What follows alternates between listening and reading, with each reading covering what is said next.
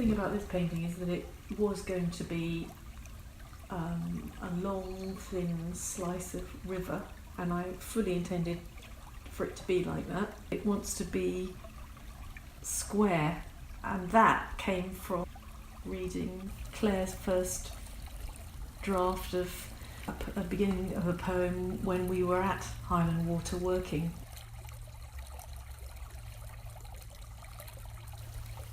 Deep.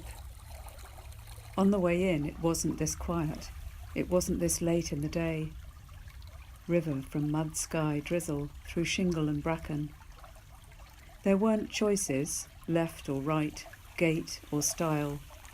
Our feet took us just as they had to, step after step, shaded by oak and beech, by steep mossy banks. The light was steady. It wasn't dusk. No looking for points of recognition, no turning to question stumps or trees. Some trunks upright, others leaning to bridge the flow. Now the sun is low, the trees tall. Ponies that stood on the track for hours are gone. It must grow dark. It will. River spins over sunken branches, sings with a chorus of stones. We want to find the beginnings no one can know. Today we found water, or water found us.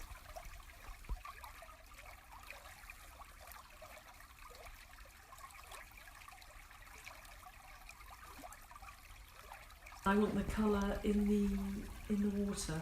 I want there to be a lot of richness of colour in the water, because it had a very dark feeling, didn't it? It was a mix, wasn't it? There was a lot of bronze in it, I remember and that. And then little flecks of white. Yes. Of white sunlight was bouncing off it. But with this painting at the moment, because it's on paper, before I stick it down onto a panel, it gives me the chance to, that's my chance to change the composition and to move things around. That you've done already, yeah. So I worked on that area of trees because I felt that it needed a sense of depth and an edge to it, but they were much lower down, and I realised that just didn't work at all. And it gives me a chance to literally cut them out and splice them in higher up, and then when it's glued down onto a gessoed board, those divisions and cuts will be almost invisible.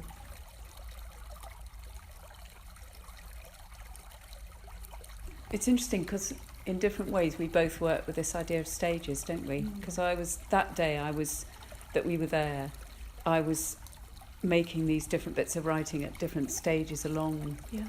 So I was working more horizontally, but very aware of that vertical.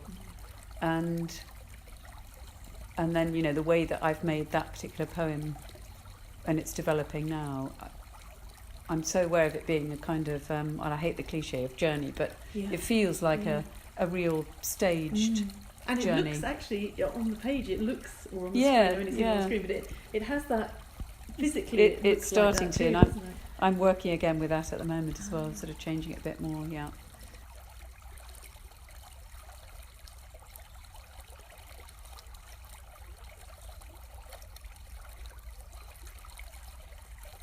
I think that's the first time that reading something you'd written, it actually just made me, because of the timing, because this is very much at the inception of this, it actually made me change the whole painting, or at least to make it be about something slightly different, to change the emphasis and the composition just by reading something, because once I read that I couldn't keep it the same anymore. Somehow it had to follow that, because it's had such but where you really capture what it felt like to me sitting there, and those little interruptions and things that were falling, and somehow or other I mean there's such a long way to go with this, but I wanted to try and reflect that visually. So that the two things talk to each other very directly.